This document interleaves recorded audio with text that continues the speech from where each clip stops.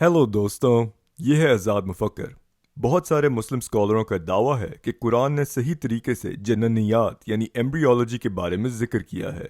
यानी कुरान सही तरीके से बयान करता है कि माँ के पेट में बच्चा कैसे बनता है।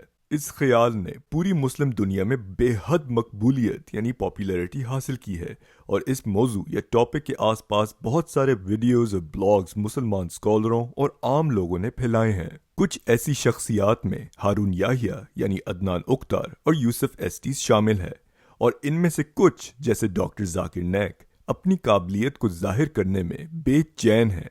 वो ये बताना पसंद करते हैं कि वो एक मेडिकल डॉक्टर हैं ताकि वो अपने पैगाम में ज़्यादा वज़न डाल सकें, ताकि वो लोगों को अपने दावों पर भरोसा करवा सकें और दूसरों पर अपनी बर्तरी या सुपीरियॉरिटी जाहिर कर सकें। I'm sorry your knowledge is so weak and I wouldn't like to continue. I'm sorry, you're absurd. I'm a medical doctor.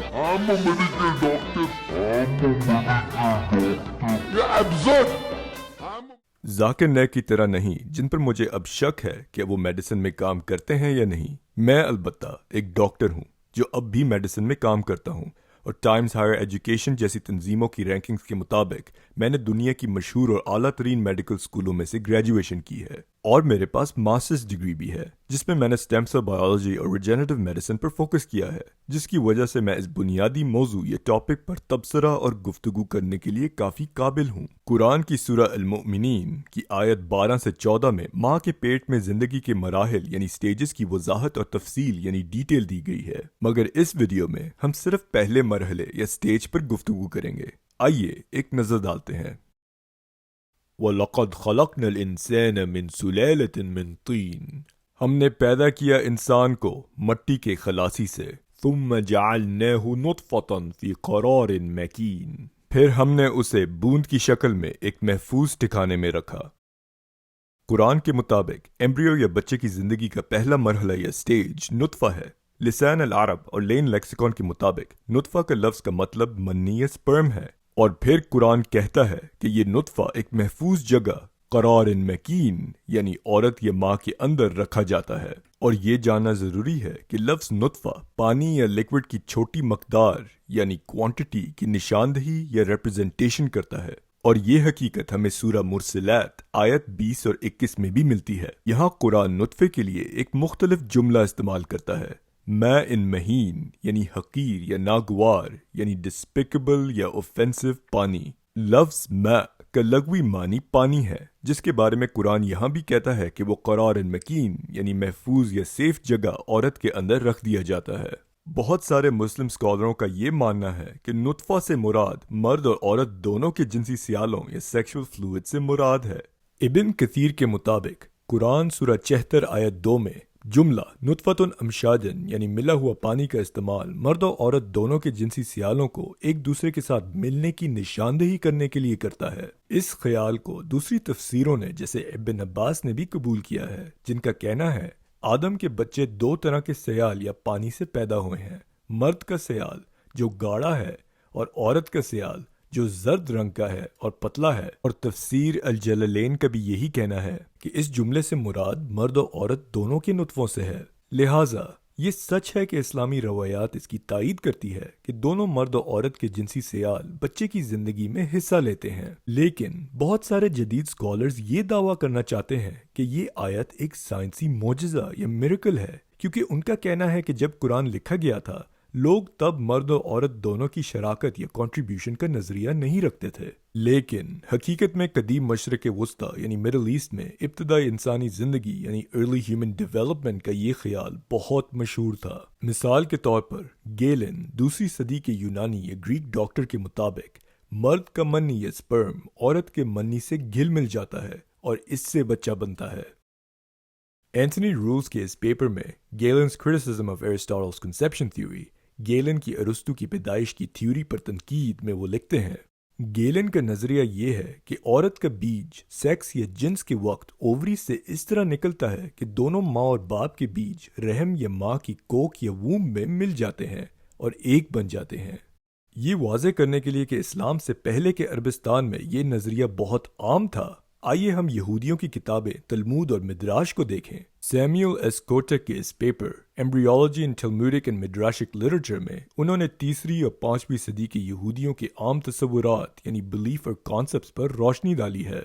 اس نے مدراش کا حوالہ دیا ہے جہاں لکھا ہے جب عورت کے رحم یا ووم میں خون آ جاتا ہے جو پھر اس کے ہیز یا مینسٹریشن میں آتا ہے، خدا کی مرضی سے سفید مادے کا ایک قطرہ آ کر اس کے ساتھ مل جاتا ہے اور ایک دم ایک جنین یا ایمبریو وجود میں آ جاتا ہے۔ اور وہ مزید کہتے ہیں تلمود کے اسکالروں نے 2 بیجوں یعنی ماں اور باپ کے نطفوں یا سیڈز کا نظریہ قبول کیا تھا۔ مزید یہ کہ تلمود کے مطابق انازل یا ایجیکولیشن کے وقت کا اثر بچے کی خصوصیات پر پڑتا ہے۔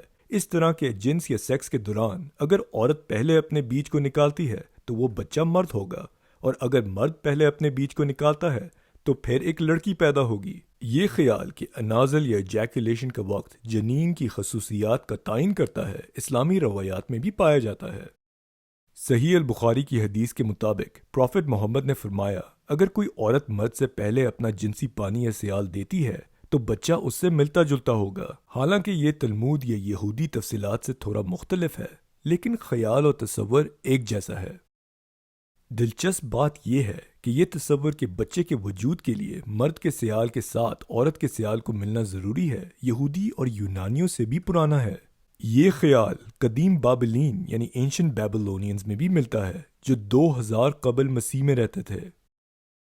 جان زی وی کی کتاب The Comparable Body, Analogy and Metaphor in Ancient Mesopotamian, Egyptian and Greco-Roman Medicine میں وہ لکھتے ہیں کہ کچھ بابل کے لوگوں کا خیال تھا کہ جنسی سیال یعنی سیکشول فلوئڈز جنسی تعلقات کے دوران خارج ہوتے ہیں، اور خیال کیا جاتا تھا کہ مرد اور عورت دونوں منی یا سپرم دیتے ہیں اور ان کے ملنے سے ایمبریو یا بچہ بنتا ہے، اور یہ عقیدہ بہت سے دوسرے قدیم معاشروں میں بھی پایا جاتا ہے۔ اور پھر وہ لکھتے ہیں کہ قدیم عراقی پتھر کی گولیوں پر لکھے گئے الفاظ کہتے ہیں کہ عورتیں مردوں کی طرح ریحتو یعنی منی یا سپرم تیار کرتی ہیں۔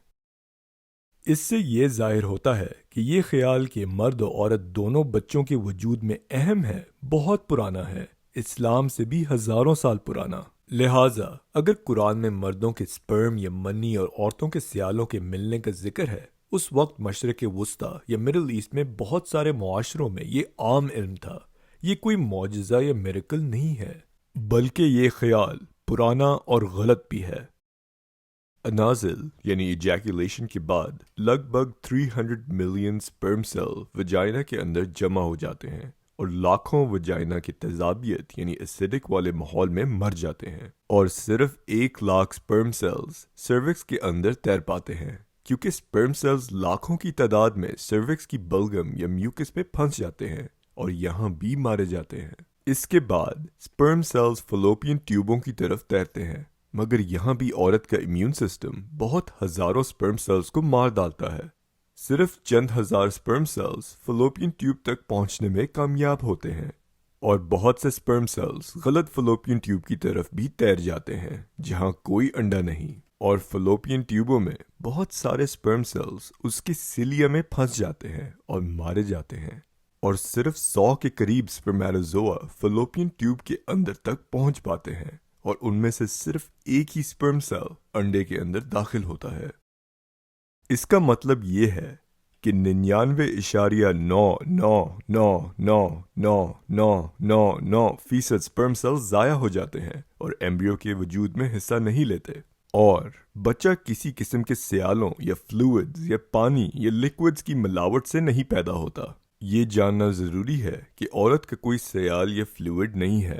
سیکس یا جنس کے دوران کوئی پانی اور ہیز یعنی مینسٹریشن کا خون ایمبریوجینیسس یا بچے کے وجود کے لیے کوئی اہمیت نہیں رکھتا۔ فرٹیلائزیشن وہ عمل یا پروسیس ہے جس سے بچہ وجود میں آتا ہے۔ یہ سیالوں یا فلوئڈز یا 2 قسم کے پانیوں کے گھل ملنے کا عمل نہیں ہے، بلکہ یہ عمل اس کے برعکس یا اپوزٹ ہے۔ جب ایک سپرم سیل یعنی سپرمیٹوزوا ایک سیکنڈری اوسائٹ یعنی انڈے کے ساتھ ملتا ہے، انڈا باقی سب سپرم سیلز کو روکتا ہے یعنی بلاک کر دیتا ہے تاکہ کوئی دوسرا سپرم سیل اس کے اندر نہ گھس سکے۔ یہ ایک فاسٹ پولیسپرمی بلاک اور سلو پولیسپرمی بلاک کے ذریعے کیا جاتا ہے، جس کے نتیجے میں زونا پلوسیڈا جو انڈے کے باہر کا ایک حصہ ہے کسی دوسرے سپرم سیل کے لیے گھسنا ناممکن بنا دے۔